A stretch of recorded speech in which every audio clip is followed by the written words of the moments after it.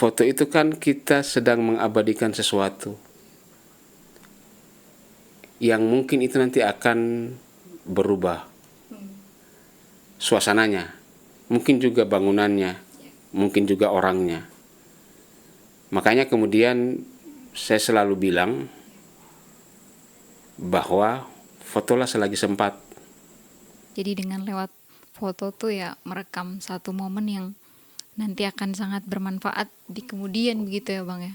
Jarak itu ada karena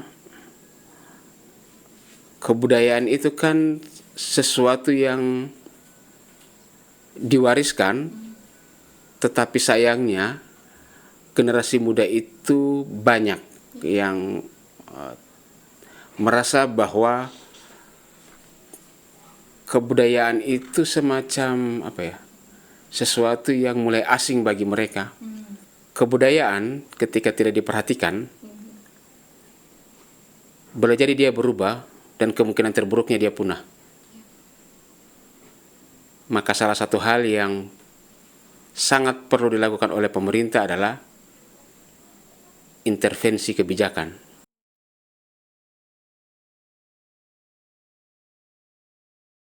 Halo semua, selamat datang kembali di podcast Ruang Tengah. Saya Mela Palau, tuan rumah podcast Ruang Tengah.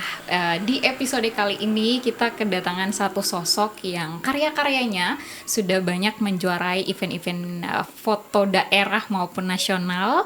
Beliau juga akademisi, fotografer, videografer, dan juga cukup aktif melakukan kerja-kerja penelitian dan riset tentang tradisi dan budaya lokal Buton. Ada Bang Rustam Awad. Halo Bang. Halo. Apa kabar Bang? Baik, alhamdulillah. Alhamdulillah baik ya. Baik, terima kasih sudah menyempatkan hadir di Ruang Tengah untuk kali ini, episode kali ini Bang. Ya.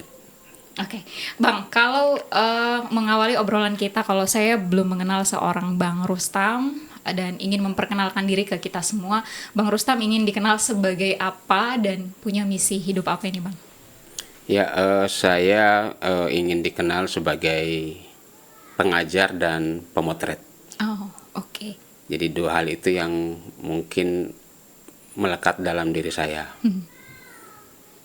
Misi hidup saya itu adalah bagaimana membuat sesuatu itu bisa bermanfaat, meskipun itu dalam skala yang kecil.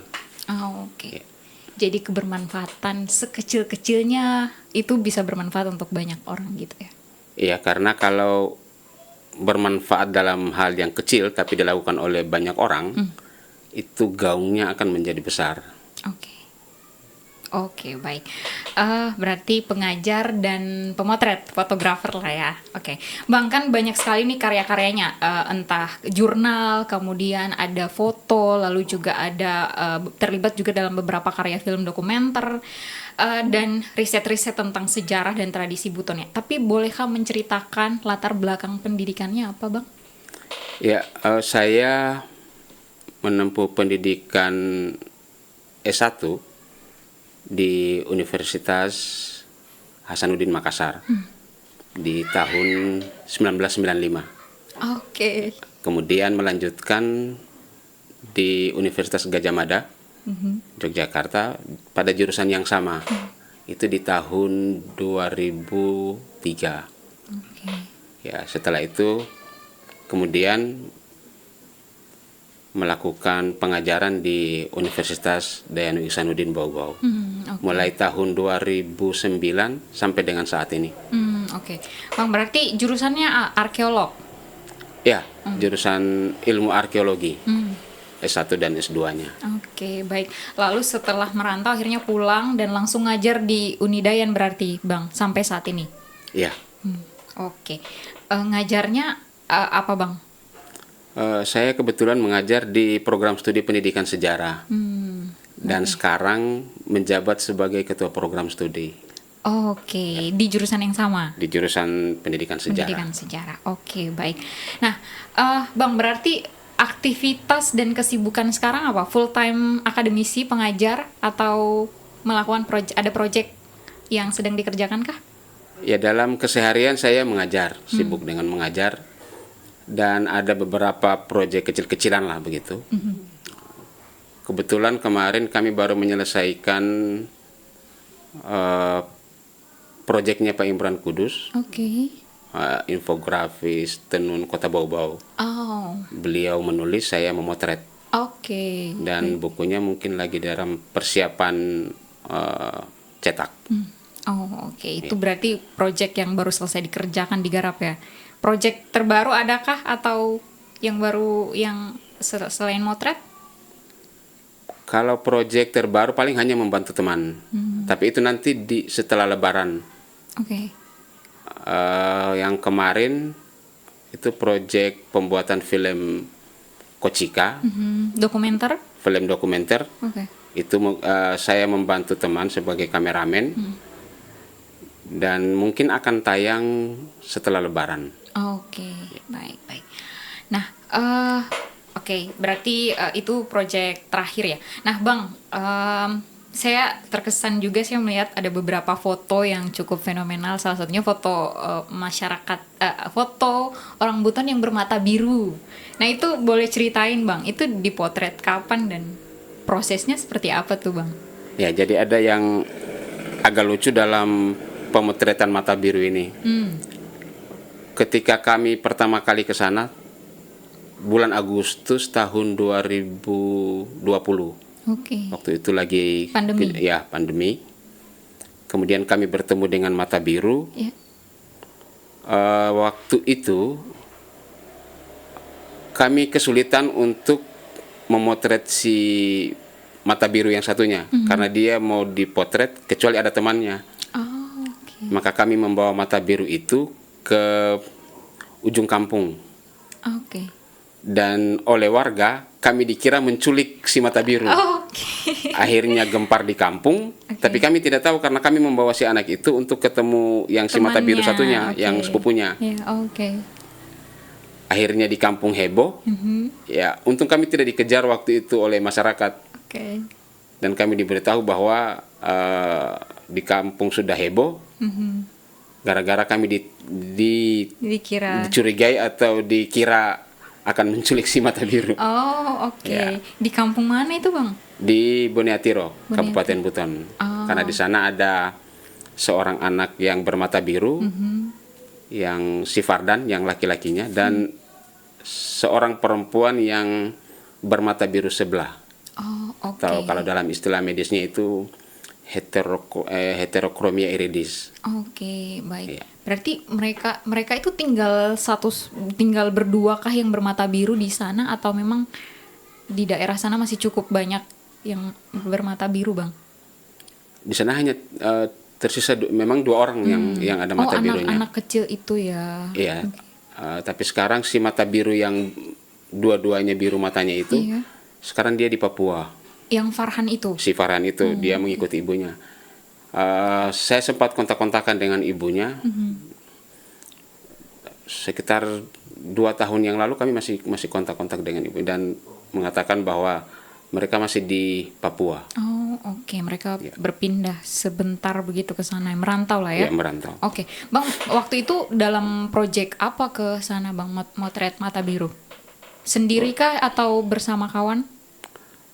Ketika pertama kali ke Boniatiro untuk memotret mata biru, saya itu membawa seorang teman dari Jakarta. Oh, oke. Ya, karena dia pernah memotret mata biru di Vietnam, dan itu menang. Kemudian dia ingin memotret mata biru di tempat lain, Oke. dan dia tahu di Buton ada mata biru. Dia menghubungi saya lewat Instagram waktu itu. Kemudian dia datang ke Buton, ya pergilah kami ke sana. Saya menemani dia itu 2 kali Oke. untuk memotret si mata biru. Ya, dengan yang awal tadi itu yang kesan tidak bagus Tidak karena baik, ya. oke, dianggap mencuri Ya. anak. Tapi pada akhirnya kami menjadi akrab dengan orang tuanya, karena mungkin satu bahasa ya. Iya. Bahasa, saya menggunakan bahasa lokal bersama ibunya, jadi lebih emosionalnya dapat begitu. Oh ya, ya, oke. Berarti mengantar teman sekaligus ikut memotret. Iya, saya ke sana itu 3 kali, 2 kali mengantar teman, 1 kali saya memotret bersama teman-teman. Oke. Ya. Teman-teman komunitas fotografer kah di Bau-Bau atau? Teman-teman di Buteng, tapi orang NTT yang Oke. kebetulan mereka ikut Nusantara Sehat di Buteng waktu itu. Oke, baik. Berarti tenaga medis kah, nakes? Ya, Oke, baik. Nah, Bang, itukah juga menjadi salah satu karya yang sudah sampai mana karya foto mata biru itu diikutkan ke berbagai ajang juga? kemarin saya sempat ikutkan di lomba foto internasional tapi tidak menang. Oke. Ya, karena mungkin ya ada beberapa mata biru yang sudah memenangkan lomba di tempat lain, maksudnya oleh orang lain, sehingga mungkin mata biru sudah tidak terlalu seksi untuk diikutkan lomba. Oke. Lomba internasional apa itu, Bang, kalau boleh tahu? Lomba internasional HIPA di Dubai, yang lomba yang terbesar di dunia lah kalau saya tidak salah. Itu dalam dunia fotografi lah ya, Bang. Ya. Oke. Bang, boleh tahu dong mulai kenal dunia fotografi itu sejak kapan dan karya foto pertamanya apa, Bang? Masih ingat? Ya, saya sebenarnya mengenal dunia fotografi itu bukan sebagai pemotret. Oke. Saya senang melihat foto awalnya. Oke. Ketika saya berkunjung ke rumah teman, hal pertama yang saya lakukan itu mencari album foto. Oke. Walaupun tidak ada wajah saya di sana. Karena saya senang melihat foto. Oke. Mungkin dari ketertarikan itu kemudian membuat saya menyukai fotografi. Tapi perkenalan saya dengan fotografi itu pun semacam kecelakaan. Oke. Ya, semacam kecelakaan itu maksudnya karena waktu itu adik saya akan menikah di Jogja. Oke. Tidak ada tim dokumentasi. Maka saya memberanikan diri untuk membeli kamera yang saya tidak tahu kamera apa yang bagus. Oke. Kebetulan di Jogja waktu itu ada pameran, ya saya membelilah sebuah kamera yang standar lah begitu. Kamera apa tuh, Bang? Boleh menyebut merek? Boleh. Ya, saya membeli kamera Sony Alpha 5000 waktu itu. Oh, wow. Dan pada saat besoknya dia menikah, ya saya memotret. Ya tentu saja dengan hasil yang ala kadarnya. Oke. Karena memang tidak punya basic pemotret. Tidak tahu aturan-aturan dalam fotografi. Jadi memotret aja, yang penting masuk frame. Ya, klik. Yang penting nyala kamera, masuk frame, klik gitu ya. Oke. Betul. Karena baru kemarin pegang kamera, berarti kamera digital DSLR gitu ya, Sony itu ya, dan besoknya langsung motret pernikahan. Itu kalau tidak salah tahun 2013 apa 2014. Oke. Ya, dan foto pertama ya foto perkawinan adik saya itu. Oke. Ya. Tapi kalau dalam hal membuat foto sebetul-betulnya dengan serangkaian aturan dan teknisnya begitu, itu sekitar 3 atau 4 tahunan kemudian.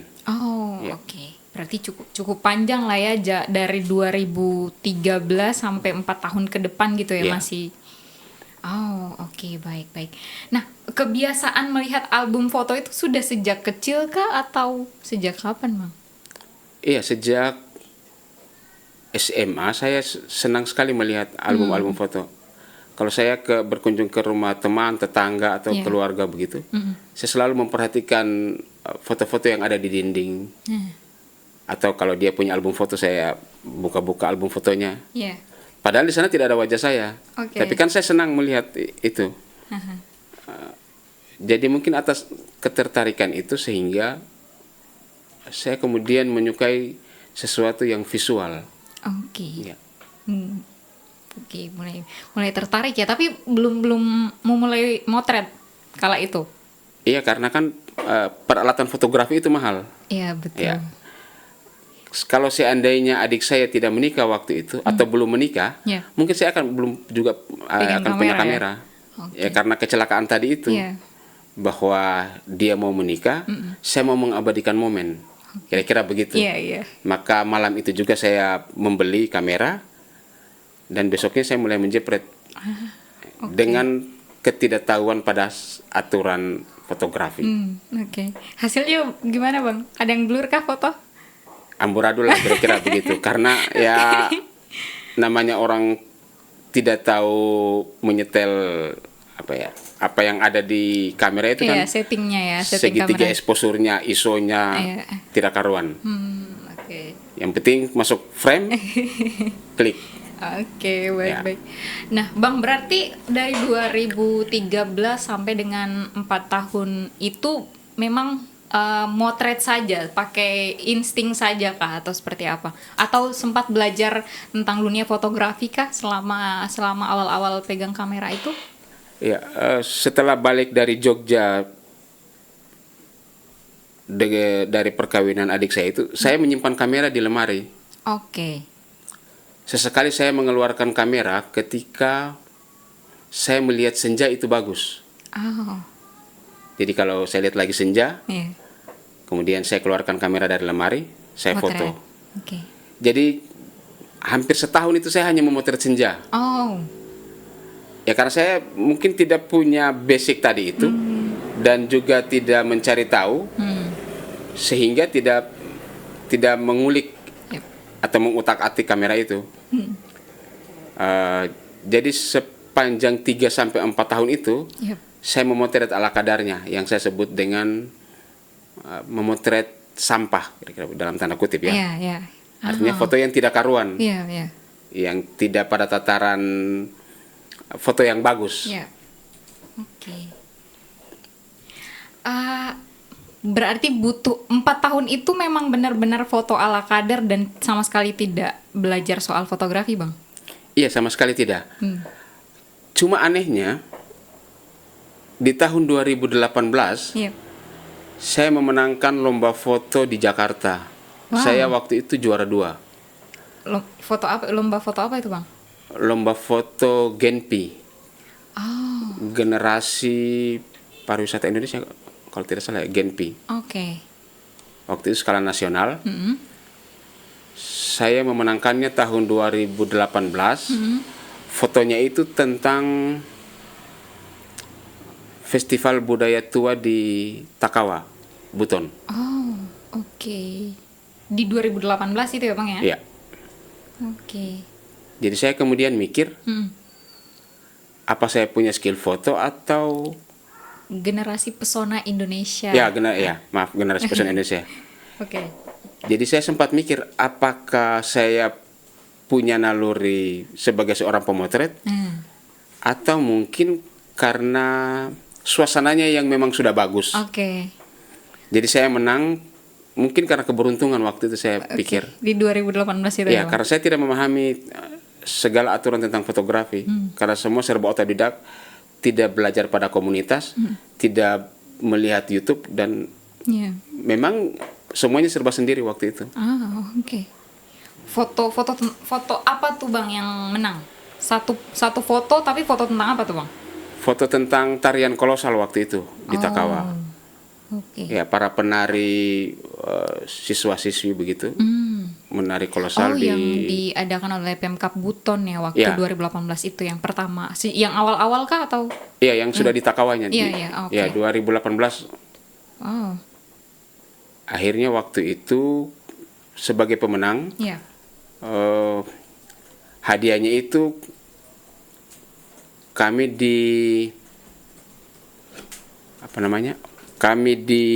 diminta untuk berkunjung ke Banten. Oh, oke. Berarti diundang ya, Bang ya? Ya, untuk menghadiri acara Seba Baduy. Di sana ada acara namanya Seba Baduy. Ya, akhirnya saya ke sana. Oke. Karena untuk juara 2 memang ke situ. Iya. Dan motret di sana. Harus motret juga di sana. Ya, di sana motret dan kemudian ada lombanya lagi di Banten itu. Oke. Dan saya alhamdulillah menang lagi juara harapan 1. Oh, oke. Ya, dengan foto yang tentu saja ya masih amburadul sebenarnya. Oke. Ya, alhamdulillah bisa juara harapan 1 waktu itu. Masih Ya. dalam rangkaian itu ya, dalam Ya. rangkaian lomba itu ya. Yang dipotret apa, Bang, waktu itu? Gadis penari juga. Oh, Jadi itu secara refleks dia balik, kebetulan kamera Oh, standby? Ya, kamera standby. Ketika dia memalingkan wajahnya, saya jepret. Jadi itu sebenarnya kena momennya sebenarnya. Iya, oke. Iya. Oke, baik. Berarti momen apa yang setelah 2 lomba itu yang akhirnya bikin Bang Rustam, oh kayaknya saya perlu belajar mendalami fotografi lebih profesional nih Bang? Iya, ketika sudah memenangkan 2 penghargaan tadi itu, saya mulai mikir, berarti saya punya potensi atau saya punya bakat di dunia fotografi. Ya, waktu itu ada teman yang mengirimkan foto pada saya bahwa jangan hanya memotret senja, Oke. fotolah juga dengan orang-orang laut. Mulailah saya berkecimpung dengan masyarakat pesisir, dengan orang Bajo, Yep. dan sampai sekarang saya selalu bergelut dengan orang-orang laut. Oke, baik. Yang akhirnya 2019-nya itu Bang Rustam bisa bikin pameran foto tunggal di Universitas Alwaleo ya? Iya. Yang tentang daya hidup orang laut. Iya. Oke. Setelah 2018 itu, kemudian saya menekuni pemotretan orang laut. Yep. Saya mulai sering mengunjungi kampung-kampung Bajo. Oh. Kemudian ada teman ingin membuat pameran foto karya saya, dan foto saya dikurasi oleh Kak Arif Rulano Oba, pemotret senior di Kendari. Beliau yang mengurasi semua foto-foto saya, sejumlah 21 foto yang kemudian dipamerkan. Oke. Boleh ceritain Bang pameran foto tunggal itu? Ya, pameran foto tunggal itu sebenarnya itu adalah refleksi kehidupan saya. Karena saya kan besar di pesisir. Ya. Sebagai orang yang besar di pesisir, memori itu terekam di kepala saya bahwa dunia orang laut itu punya daya juang yang cukup kuat. Saya melihat masyarakat pesisir, orang-orang Bajo, mereka punya daya tahan yang begitu kuat. Iya. Ya, karena ya kehidupan keseharian mereka itu ya di laut tadi itu. Iya. Kemudian bagaimana mereka mempertahankan budaya maritimnya. Ya, jadi anak-anak mulai dari kecil belajar mengakrabi laut. Iya. Di beberapa foto saya memberi judul Laut Taman Bermain bagi anak-anak Bajo. Karena memang hanya itu yang mereka punya di Bajo. Ya, mainnya kalau tidak di situ ya di mana lagi kalau bukan di laut, di antara lamun-lamun. Ya. Wow, dari seorang fotografer yang bisa kita bilang foto amatiran, lalu kemudian menang lomba, lalu akhirnya pameran tunggal. Itu bagaimana Bang? Dalam diri sendiri, apa yang akhirnya bisa memaknai karya foto tuh Bang, seorang Bang Rustam? Ya, ternyata setelah pameran, ya. Ya, apakah itu titik balik dari seorang Bang Rustam untuk lebih menggeluti dunia fotografi? Iya, saya melihat bahwa ya pameran memang punya pengaruh yang cukup besar pada saat itu. Saya merasa bahwa karya-karya saya setelah dicetak besar ternyata bagus. Gitu. Oke. Banyak orang bilang ya karya-karya itu menarik. Meskipun bagi saya itu ya mungkin biasa saja. Yeah. Tapi kan karya bukan dinilai oleh pemotretnya. Yeah. Begitu dia tampil di halayak, dia menjadi milik umum. Yeah. Dan banyak orang yang mulai menafsirkan foto-foto itu. Oh, oke. Ada pemaknaan tersendiri kah atau kepuasan tersendiri setelah melakukan pameran tunggal itu, Bang? Iya, karena lewat pameran itu orang mulai mengenal kita, mulai mengenal karya kita. Yeah. Dan memang di Sulawesi Tenggara jarang ada pameran foto. Oh, yep. Dia tidak seintens pameran-pameran yang lain. Yep. Sehingga waktu itu di pasca sarjana UHO banyak sekali pengunjung yang datang untuk melihat foto-foto itu. Kebetulan ada lomba Ya. tentang lomba menulis tentang foto. Jadi ada di antara foto yang dipamerkan 21 foto itu, Ya. silakan apa yang menarik ditulis Oh, oke. untuk menilai karya itu. Oke, berarti Dan, ya. dirangkaikan sekaligus ya dengan Ya. lomba menulis ya. Ya, dan ide-idenya menarik. Oke. Di lombanya itu lewat Facebook waktu itu. Ah. Ya, ide-idenya menarik karena mereka melihat sesuatu yang bahkan saya tidak lihat. Ya, artinya ada detail yang luput dari mata saya. Meskipun sebenarnya saya setelah menekuni dunia fotografi, Ya. saya melihat sesuatu itu sudah lebih detail. Oh, oke. Yang tadinya itu saya lewatkan begitu saja. Ketika saya menekuni dunia fotografi, segala hal yang ada di muka bumi ini saya melihatnya secara detail. Oke. Bahwa tidak ada yang sia-sia, tidak ada yang acak. Ya, semua itu menjadi teratur dan ketika diperhatikan ternyata dia menarik. Ya. Punya nilai tersendiri ya. Oke, baik. Bang, dari situ dari pameran foto itu berlanjut dengan motret tradisi yang lain juga kah? Iya, karena saya memang menyenangi sesuatu yang berbau budaya. Oke. Di dalam foto-foto saya itu senang memotret anak-anak Oh, oke. dan nenek-nenek. Oh, orang lansia ya? Ya, kira-kira anak-anak kecil dan orang Tua. ya yang sudah renta begitu. Saya jarang memotret gadis, Oh. kecuali dia dalam balutan pakaian adat. Makanya hampir tidak ada foto saya yang perempuan yang gadis-gadis itu, Oke. kecuali dia dalam balutan pakaian tradisi tadi. Oke, ada alasan tersendiri kah mengapa lensanya lebih banyak tertuju ke anak-anak? Mungkin karena anak-anak punya kepelosan Oke. dan lansia, mungkin mereka tidak punya banyak waktu. Jadi ada dua generasi yang gap waktu ya, yang anak-anak dan ini yang pengen dipotret. Iya, saya memotret beberapa orang tua yang kemudian ternyata itu foto-foto terakhir mereka. Saya pernah memotret seorang tua di Rongi dan ternyata orang tua itu sudah tidak ada lagi. Ada beberapa orang tua yang saya foto yang itu menjadi foto terakhir mereka. Ya, saya mengabadikan yang polos Ya. dan saya juga mengabadikan yang sebentar lagi berakhir. Kira-kira begitu. Kenapa saya tidak memotret yang gadis-gadis tadi? Ya, karena saya melihat dua hal yang menarik.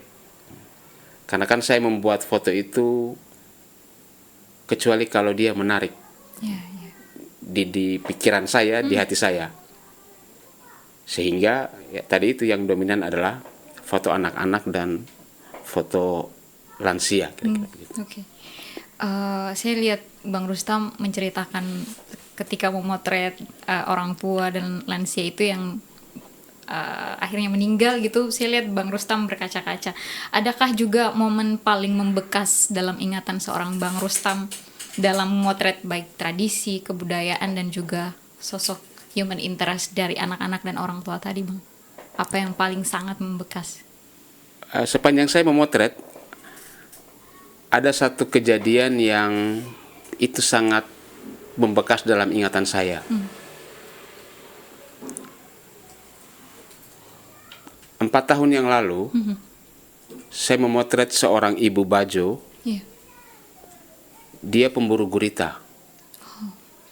Saya memotretnya di kedalaman 1,5 meter. Karena saya setinggi ini waktu itu. Saya izin bahwa saya memotret beliau dan saya sampaikan ke beliau waktu itu bahwa foto ini saya akan ikutkan lomba. Ya. Doakan mudah-mudahan menang. Ya, saya ikutkan lomba dan alhamdulillah menang. Wow. Kemudian saya cari ibu itu, Ya. karena kan saya memotretnya di laut. Ya. Jadi saya tidak tahu rumahnya. Oh, oke. Kebetulan ketemu Bang Ya. di saat itu. Karena saya ketemu beliau itu di Terumbu Karang, Oh. di daerah Kondowa waktu itu, di Kabupaten Buton.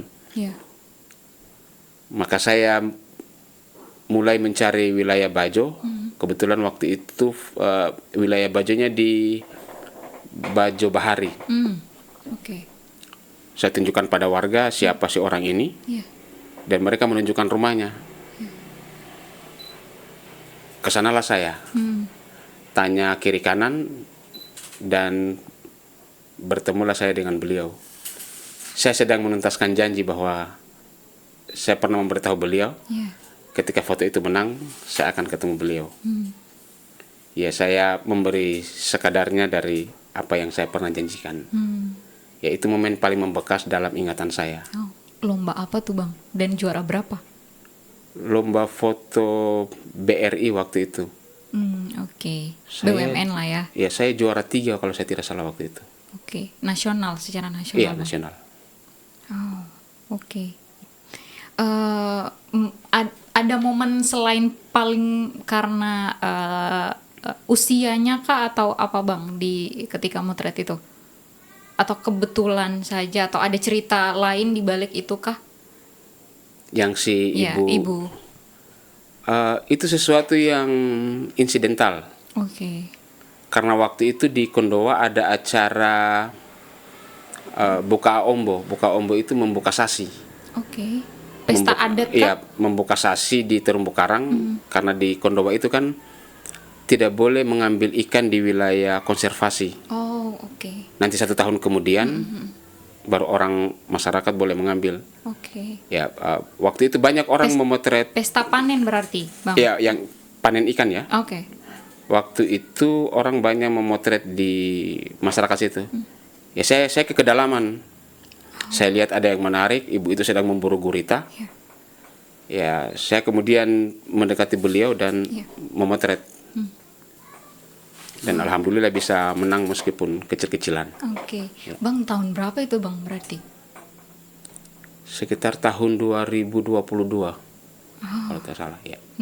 Oke, dan itu juga salah satu yang paling membekas ya, karena insidental tidak disangka ya Bang ya ketika itu ya. Oke, nah Bang, berarti selama motret kemudian terus memotret, punya nilai, punya aturan tersendiri lah ya sebagai Bang Rustam memotretnya tradisi kemudian anak-anak dan orang tua. Bang, dengan latar belakang pendidikan arkeologi dan juga bisa disebut sebagai seorang arkeolog lah ya Bang, bersentuhan dengan tradisi dan budaya lokal. Bolehkah juga menceritakan perjalanan seorang Bang Rustam dalam pelestarian budaya dan tradisi lokal Buton Bang? Setelah memotret itu, entah dari potret atau dari hal lain Bang. Ya, kebudayaan kita itu kan selalu bergerak. Ya. Entah dia berubah atau mungkin dia punah. Ya. Dan tradisi-tradisi kita di Buton secara keseluruhan, Ya. beberapa ada yang masih lestari, beberapa mulai terancam, Ya. dan sebentar lagi semoga tidak mengalami kepunahan. Ya, sepanjang saya memotret atau meriset kebudayaan kita, tradisi-tradisi kita, Yep. ada beberapa tradisi yang terancam. Punah. Ya, terancam punah. Dan semoga saja tidak ya. Ya. Misalnya pembuat gerabah di Kata Bengkel Lipu. Ya. Karena tidak ada regenerasinya, maka hanya tinggal sedikit orang tua atau ibu-ibu yang membuatnya. Sarung tenun juga, sarung tenun Buton, Ya. meskipun tidak semasif pembuatan gerabah, Ya. ya itu juga kurang regenerasinya. Penenunnya ya bang Ya. ya. Di Hendea, Ya. di Buton Selatan, itu juga ada sebuah tradisi tentang mayasa. Ya. Apa itu bang? Ya, mayasa itu nisan kayu berukir. Karena tradisi itu diperuntukkan bagi orang tua yang meninggal, yang punya anak yang bisa melaksanakan harinya. Oke. Misalnya Tahlilan lah ya ya bang. 7 harinya, 40 harinya, Ya. sampai dengan 100 harinya. Itu nanti hari ke-99 Ya. dipahatlah nisan mayasa itu. Nanti hari ke-100 ditancapkanlah di makam almarhum atau almarhumah. Oke. Itu yang dipahat apa bang di nisan itu? Nisan kayu itu dipahatkan rumah panggung, Oke. karena mereka menganggap bahwa kematian itu semacam pindah rumah, Oh. sehingga nisan kayu tadi dipahat seperti rumah mereka, rumah tradisional, rumah panggung itu. Ya. Persis sama bang dengan rumah yang si peninggal ini. Ya, artinya rumah tradisional mereka, Oh oke. artinya rumah panggung. Ya. Dan memang di sana ditunjuk oleh adat bahwa 2 orang pemahat itu harus ada di kampung mereka itu. Oh oke, baik. Oke. Dan itu tuh sudah sejak dulu ya bang ya, cerita tradisi itu memang di sana terus sampai dengan saat ini atau seperti apa bang? Iya, tradisi mayasa itu dari dulu sebenarnya. Tetapi sekarang itu mulai semacam ada pergeseran. Ya. Karena dulu mayasa itu dipahat, itu tembus ke 4 sisinya. Oke. Kalau sekarang ya hanya tidak ada yang tembus, Ya. tetapi dibuat menyerupai rumah saja. Tidak tembus lagi seperti yang dulu, karena kalau tembus itu kan pengerjaannya lebih lama. Oh oke. Dulu itu dikerjakan 4 hari, sekarang dikerjakan 1 hari. Oh harus 1 hari bang? Ya dulu 4 hari karena setiap sisi itu 1 hari. Karena nisan itu kan 4 sisinya. Iya. Sekarang tinggal 1 hari saja. Ya. Bang, dan itu tuh tradisi, itu satu-satunya di Buton kah? Di Kepulauan Buton lah ya bang? Yang punya mayasa itu cuman di sana kah? Yang punya tradisi mayasa sebenarnya itu orang Cia-Cia, Oke. khususnya Cia-Cia Laporo. Ya, karena kalau yang nisan-nisan lama itu tersebar di daerah-daerah tadi itu, Cia-Cia Laporo itu. Ya. Ada di Kombeli, dia berbentuk mayasa perahu, Oh gambar perahu. oke. Yang itu ada di Jerman. Di Hendea kita tidak temukan yang perahu. Oke. Dia rata-rata rumah panggung begitu. Tetapi itu dalam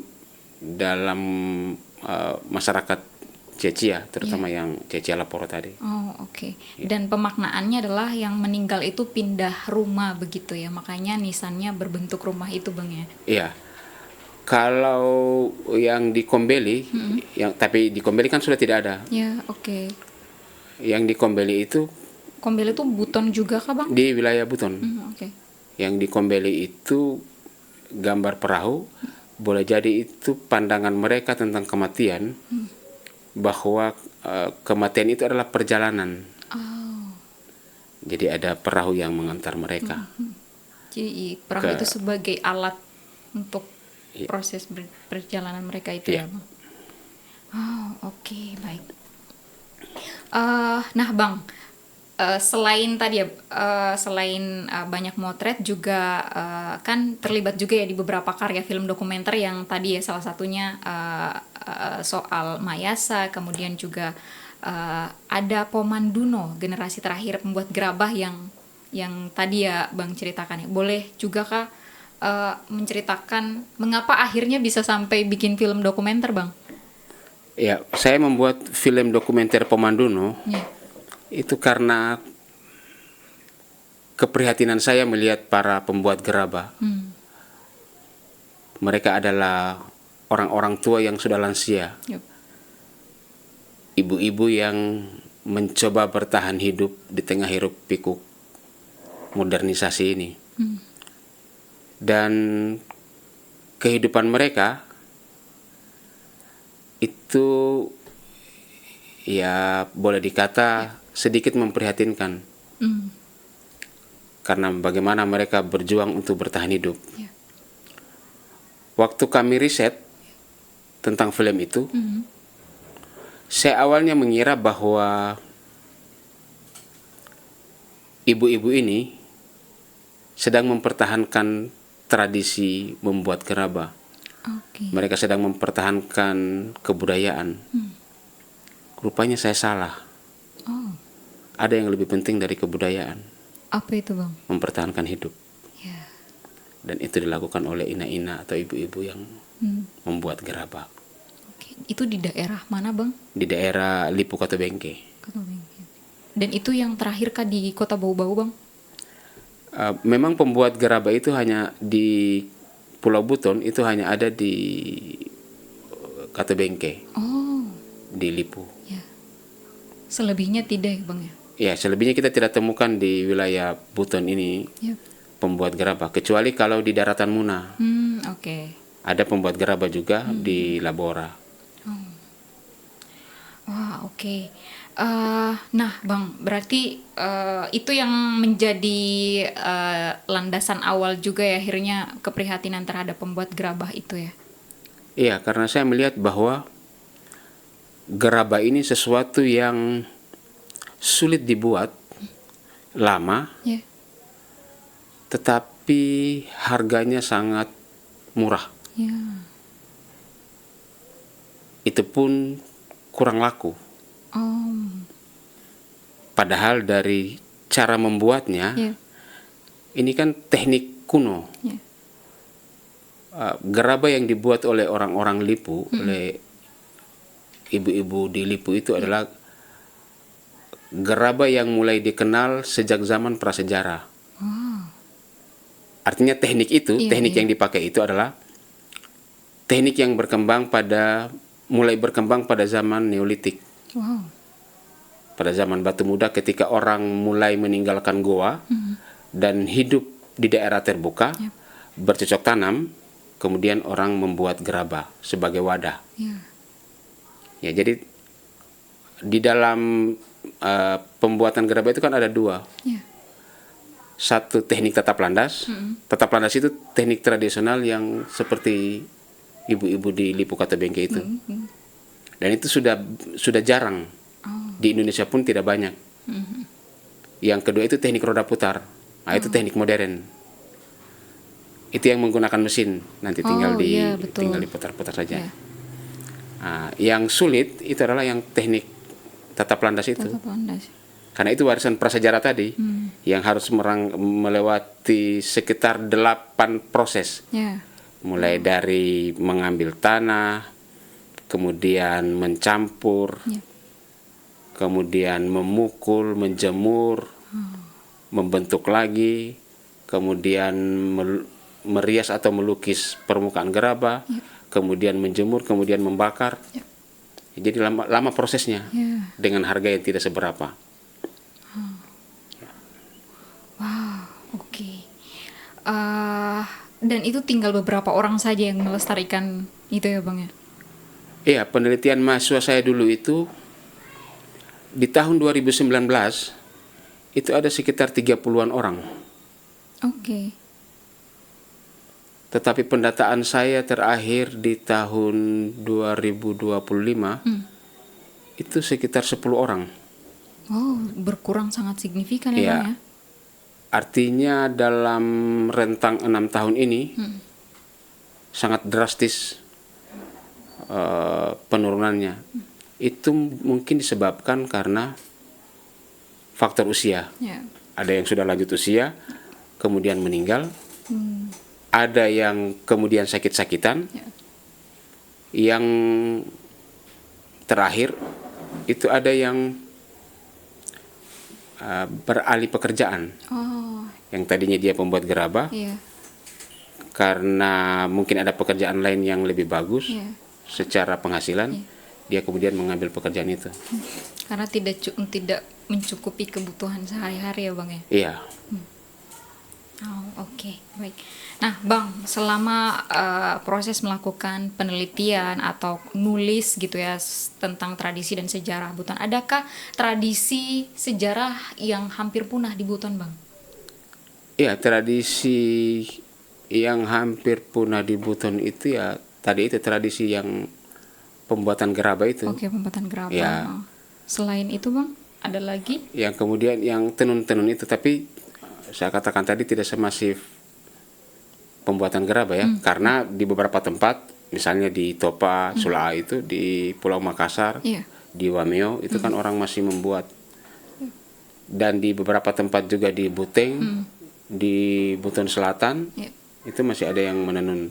Hmm. Berbeda dengan gerabah, karena dia hanya 2 tempat, satu di Lipuk atau Bengke, satunya di Daratan Muna. Oh, bahkan Ya. justru satu-satunya ya Bang ya Ya. di daratan Kepulauan Buton ya. Oke, baik-baik. Nah, Bang, dalam berkarya kemudian dalam proses orang Bang Rustam berkarya, adakah sosok yang menginspirasi? Ada sosokkah yang siapa inspirasi terbesar Bang Rustam ketika berkarya? Ya, mungkin karena saya latarnya otodidak, Ya. mungkin tidak ada yang menginspirasi secara langsung ya. Ya.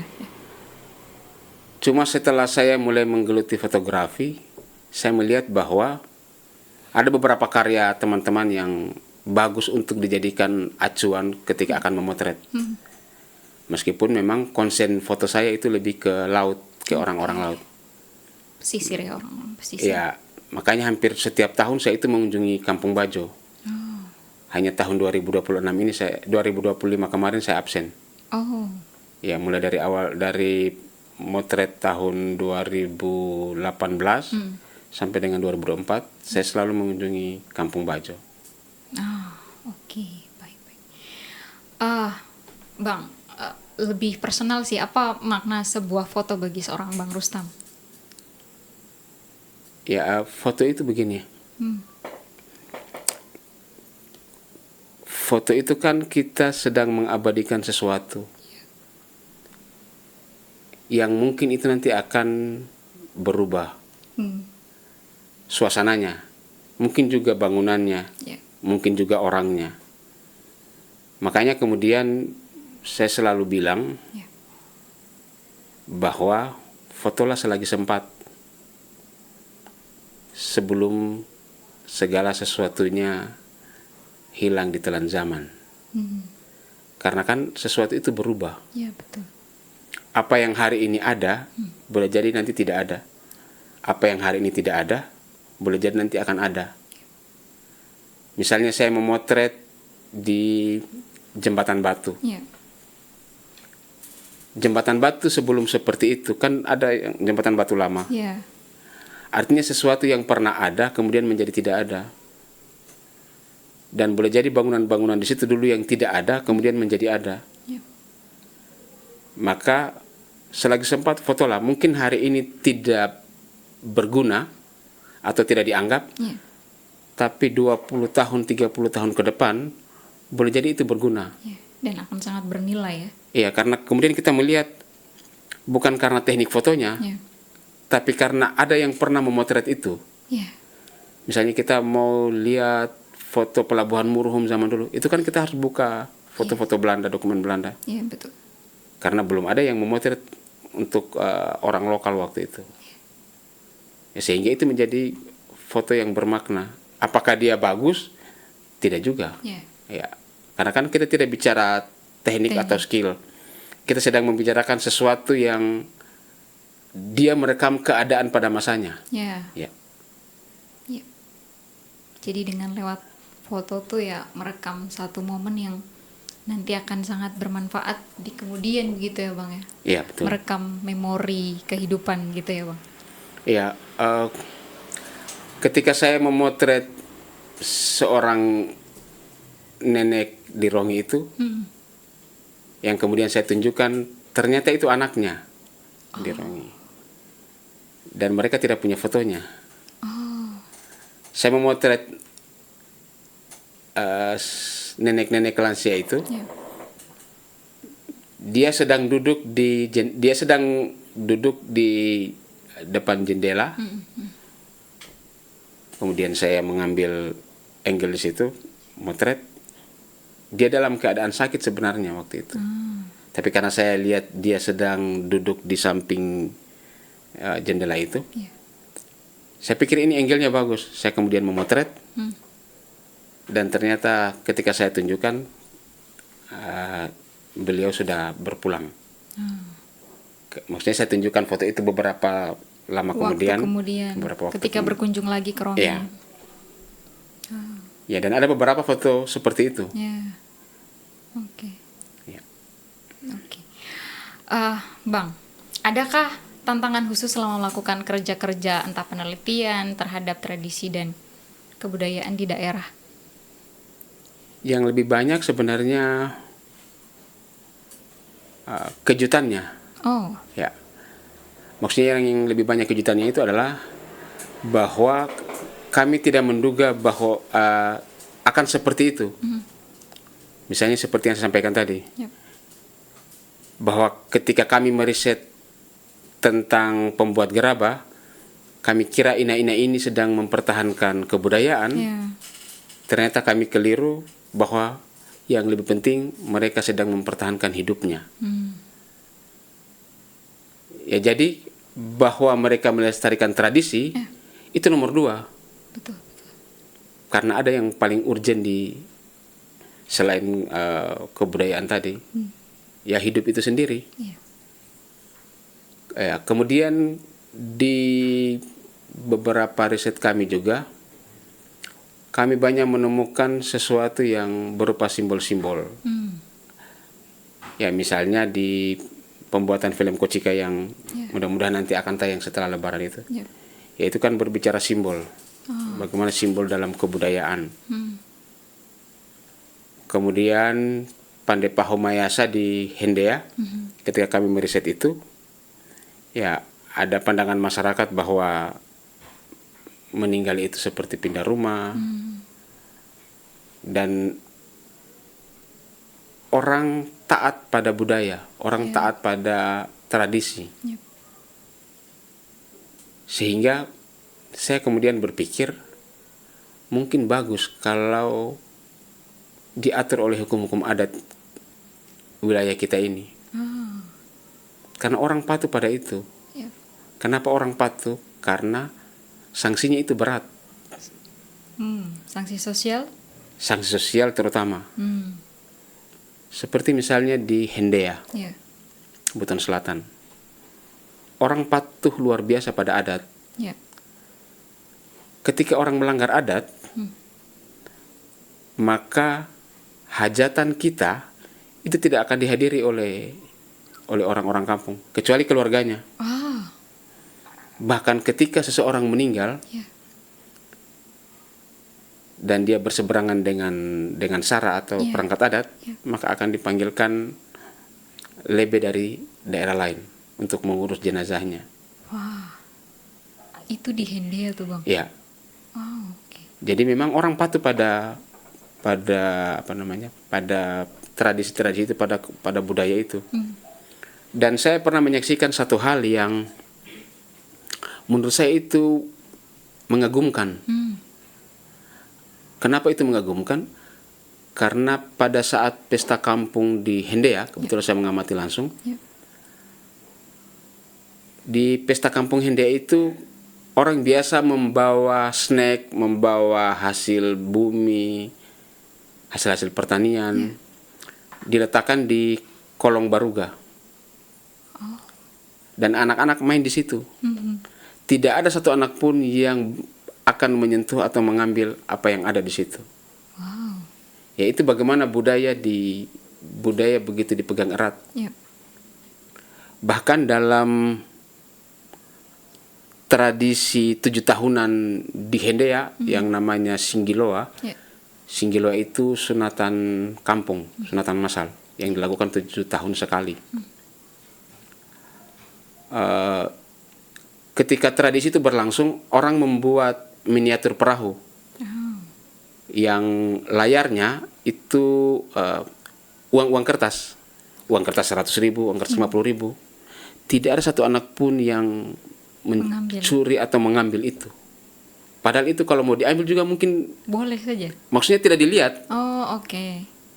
Tapi kan karena dia berpegang pada adat, Ya. maka tidak ada yang menyentuh itu. Jadi betapa tertibnya itu tradisi karena orang berpegang pada adat. Itu kejutan-kejutan yang saya lihat di dalam perjalanan saya melihat budaya dan kearifan lokal di masyarakat kita. Ya. Oke, baik. Bang, tapi kalau sebagai akademisi juga merasakankah selain tradisi-tradisi tadi cukup kental dan kuat di daerahnya masing-masing gitu ya, apakah juga merasakan bahwa ada jarak antara tradisi kita dengan anak-anak muda sekarang, Bang? Iya, jarak itu ada karena kebudayaan itu kan sesuatu yang diwariskan, tetapi sayangnya generasi muda itu banyak yang merasa bahwa kebudayaan itu semacam apa ya, sesuatu yang mulai asing bagi mereka. Mungkin kecuali kalau di kampung-kampung Ya, ya. yang lembaga adatnya masih ada, Ya. seperti di daerah Hendia tadi yang saya bilang, yang di Rongi juga demikian. Ya mungkin itu keterlibatan anak mudanya masih tinggi. Tapi bagi kita yang di perkotaan, Ya. ya kebudayaan kita itu kan mulai Terkikis. kita mulai tergerus ya, atau terkikis dengan kebudayaan itu. Bahkan misalnya seperti bahasa, Ya. itu kan sudah banyak kita yang anak muda yang sudah tidak tahu lagi tentang bahasa ibu mereka. Ya. Kita menjadi pembicara yang pasif pada bahasa lokal. Artinya hanya tahu artinya, Ya. tetapi tidak bisa mengucapkannya. Tetapi terkait dengan bahasa itu fenomena global sebenarnya. Ya, ya. Karena di dalam sebuah penelitian yang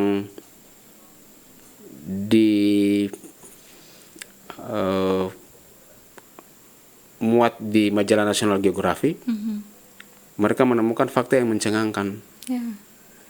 bahwa setiap 14 hari atau setiap 2 minggu, satu bahasa di muka bumi itu punah. Dan nanti beberapa ratus tahun kemudian bumi hanya akan menggunakan beberapa bahasa saja. Sangat disayangkan tentunya, Bang ya. Ya. Oke. Kalau dari seorang Bang Rustam sendiri, adakah masukan atau juga catatan untuk pemerintah dalam persoalan pelestarian budaya dan tradisi kita yang seharusnya dilakukan? Ya, ini yang menarik. Ya. Kebudayaan ketika tidak diperhatikan, boleh jadi dia berubah dan kemungkinan terburuknya dia punah. Ya. Maka salah satu hal yang sangat perlu dilakukan oleh pemerintah adalah intervensi kebijakan. Ya. Saya melihat begini, Ya. kasus gerabah Ya. di Lipu, Kota Bengke, kalau hanya dibiarkan begitu saja, dia akan punah.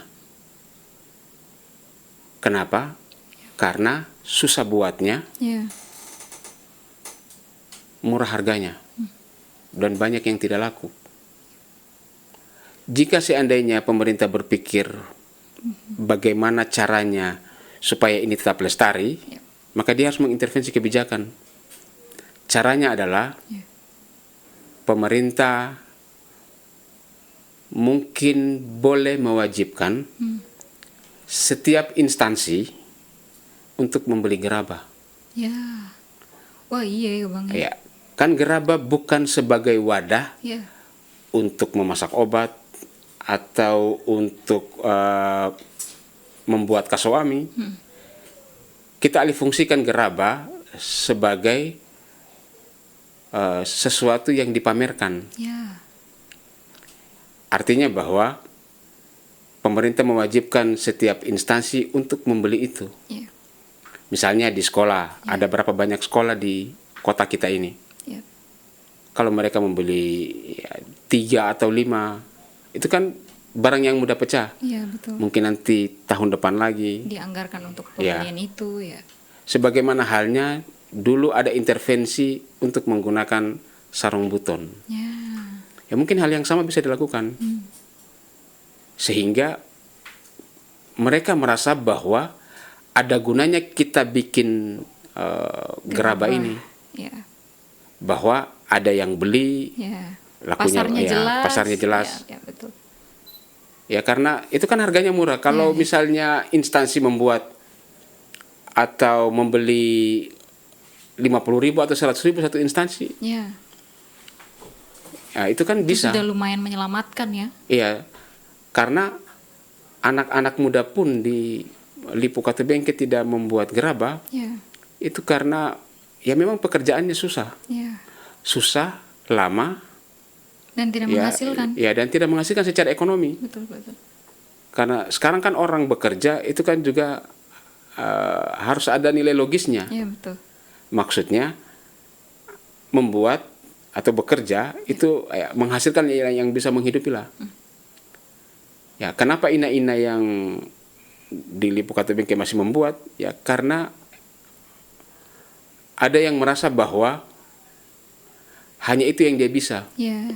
Satu-satunya mata pencaharian. Ya. Dan yang kedua,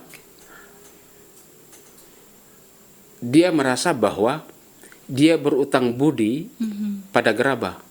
Oh. Sehingga dia akan membuat gerabah sampai dia meninggal. Karena dia merasa di waktu kecilnya gerabah yang menyelamatkan hidupnya. Ya. Dia menyelamatkan hidupnya dan hidup adik-adiknya. Ya. Oke. Baik. Oke. Dan semoga ke depan bisa sampai ke pemerintah dan ada perbaikan itu ya Bang, ke dalam sistem. Bang, tapi saya mau di akhir diskusi kita, saya mau lebih ke personal secara pribadinya Bang Rustam. Bang, apa kalau boleh ditanya, apa mimpi terbesar seorang Bang Rustam, Bang? Ya, mimpi terbesar saya itu secara universal begini. Saya ingin semua orang berkarya. Oh. Sekecil apapun. Karena kita kan diciptakan Tuhan, tentu kita punya kelebihan. Maka berkaryalah, buat dunia ini berwarna, supaya indah. Karena kalau berwarna dan indah, itu kan akan menjadi damai. Itu. Karena setiap orang sibuk dengan Karyanya bakatnya, masing-masing. dengan karyanya. Oke. Ya, dan ketika orang punya kesibukan, maka dia tidak akan mengurusi orang lain. Iya, betul. Oke. Bang, sebagai seorang dewasa, sebagai seorang yang di usia 40-an, koreksi kalau saya salah ya Bang. Kalau bisa menasihati seorang Bang Rustam di usia 20 tahun lalu atau waktu usia 20 tahun, apa yang ingin disampaikan dan apa yang ingin diperbaiki Bang? Kalau saya ingin kembali ke 20 tahun yang lalu atau ketika saya berusia 20 tahun, Iya. saya ingin mengenal dunia fotografi Lebih awal. lebih awal. Saya tidak mengenal dunia fotografi di saat umur saya menjelang 38 tahun. Ya, terlalu tua untuk memulai, meskipun tidak ada kata terlambat. Yep. Kalau saya mengenal dunia fotografi lebih awal, akan semakin banyak momen yang saya abadikan, yang mungkin belum tergerus. Yang kedua, saya akan mengabadikan momen tanpa, dalam tanda kutip, terganggu oleh pornografer, orang-orang yang menggunakan handphone untuk memotret. Bukan saya menyepelekan mereka, tapi di 20 tahun yang lalu Iya. fotografi kan masih dikuasai yang digital itu, Betul. yang analog dan digital itu. Iya. Belum ada yang kamera-kamera HP itu. Sehingga sangat leluasa seorang fotografer ketika dia memotret. Iya. Kalau sekarang kan kita memotret di mana-mana itu istilahnya bocor karena ada yang ibu-ibu juga mau memotret. Nah, kemudian kita ya harus memilih angle yang tidak terganggu oleh Iya. mereka. Oke. Ya, tapi itulah perkembangan. Iya. Kita tinggal menikmati dan mencari celah bagaimana kita bisa menghasilkan foto yang bagus, yang bisa dinikmati oleh orang-orang. Oke, Bang, kalau boleh ditanya, bolehkah menyebutkan 3 judul buku yang berpengaruh untuk seorang Bang Rustam? Ya, ada banyak buku sebenarnya yang saya baca. Tapi kalau boleh 3 apa tuh Bang judulnya? Meskipun yang paling membekas itu salah satunya Church David Mori. Church David Mori itu Selasa Bersama Mori. Oke. Itu Karyanya siapa itu Bang? Mitch Albom. Oke. Tentang? Itu pelajaran tentang makna hidup. Oke. Jadi cerita dari buku itu adalah seorang dosen, Ya. dia hanya punya satu mahasiswa dan kuliahnya di rumahnya. Dan ya kuliahnya hanya cerita-cerita saja. Oke. Tidak ada ujian, tidak ada apapun. Wow. Dan ya pada akhirnya profesor itu meninggal. Si dosennya itu karena memang si profesornya itu sudah sakit-sakitan. Oke. Jadi mereka semacam berdiskusi saja. Itu menurut saya buku yang sangat menarik. Kemudian ada buku dari Pramudia Anantatur itu juga. Oke, karya-karyanya Pram ya. Ya, Pram, meskipun yang paling saya ingat itu adalah Bumi Manusia. Oke. Ya, dari tetralogi itu, tetralogi Pulau Buru. Ya. Ya, menurut saya Bumi Manusia itu sangat menghentak untuk karya seorang Pramudia. Bagaimana wajah kolonial ditampilkan dan bagaimana perlawanan dari pribumi. Ya. Buku yang lainnya itu buku dari Dan Brown. Apa tuh Bang? Judulnya itu The Da Vinci Code. Oke. Ya, karena itu kan berisi simbol-simbol. Ya, karena mungkin saya menyukai simbol, apalagi dalam kebudayaan itu kan ada simbol. Bagaimana simbol ditampilkan, yang kemudian ternyata itu berisi nilai-nilai. Ya, meskipun di Dan Brown itu kan ya tidak ada simbol budaya secara khusus, tapi simbol itu menjadi teka-teki. Dan ketika dia teka-teki, dia menjadi misteri. Ya. Dan yang menarik dalam hidup itu adalah misteri. Oke. Ya. Baik. Bang, boleh singkat nilai-nilai hidup apa yang dipegang sampai saat ini? Nilai-nilai hidup yang saya pegang itu jujur dan dipercaya. Jujur. Ya. Karena ketika kejujuran hilang, Ya. selamanya orang tidak percaya pada kita. Dan alhamdulillah itu masih saya pegang teguh. Sampai saat ini. Oke, baik. Dan kita tidak kekurangan orang pintar ya, tapi kita kekurangan orang jujur ya Bang, Iya, di negeri ini ya. karena negeri ini bisa bagus Ya, kalau orang jujur. ya betul. Oke. Bang, kebiasaan kecil atau hal sederhana, habit tiap hari yang selalu seorang Bang Rustam lakukan? Saya membaca dan ya berusaha untuk membiasakan diri untuk tetap membaca Ya. dan juga melihat sekitar apakah ada yang bisa dipotret atau tidak. Oh, oke. Berarti tiap hari motret Bang, minimal 1? Tidak juga, minimal kadang saya mensurvei sebelum Lokasi, nanti ya, oke. mensurvei lokasi. Sip. Ketika saya ke Jembatan Batu, saya melihat ada yang bagus untuk difoto, Ya. terutama pada hari Senin dan Kamis. ketika Oke. kapal pole yang datang dengan membongkar muatan. Oke, baik. Bang, are you happy, Bang? Ya, sangat senang. Ya. Meskipun kondisi atau suasana tidak menyenangkan, kita harus berusaha senang. Ya, karena hidup harus menyenangkan. Ya. Karena kan kita tidak harus menunggu sesuatu baik untuk senang. Ya. Ya, minimal menyenangkan diri sendirilah. Ya. Melihat diri lebih bersyukur Ya. bahwa Tuhan masih memberi kehidupan. Ya. Tuhan masih memberi kesehatan. Tuhan masih memberi hal-hal baik pada kita. Oke. Bang, satu pesan terakhir, satu pertanyaan terakhir. Apa yang ingin disampaikan ke teman-teman muda? Mungkin untuk teman-teman anak muda ini, seperti yang saya katakan di pertengahan tadi, Ya. berkaryalah.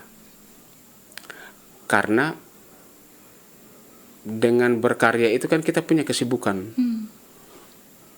Betul. Mungkin tidak akan langsung bagus, karena proses kan memang tidak harus dari bagus. Semua dari yang salah, dari yang kurang, Yep. kemudian diperbaiki perlahan-lahan, sehingga kita menjadi manusia pembelajar secara terus-menerus. Yep. Dengan begitu, kita melihat bahwa kita tidak diciptakan Tuhan untuk menjadi produk gagal. Ya.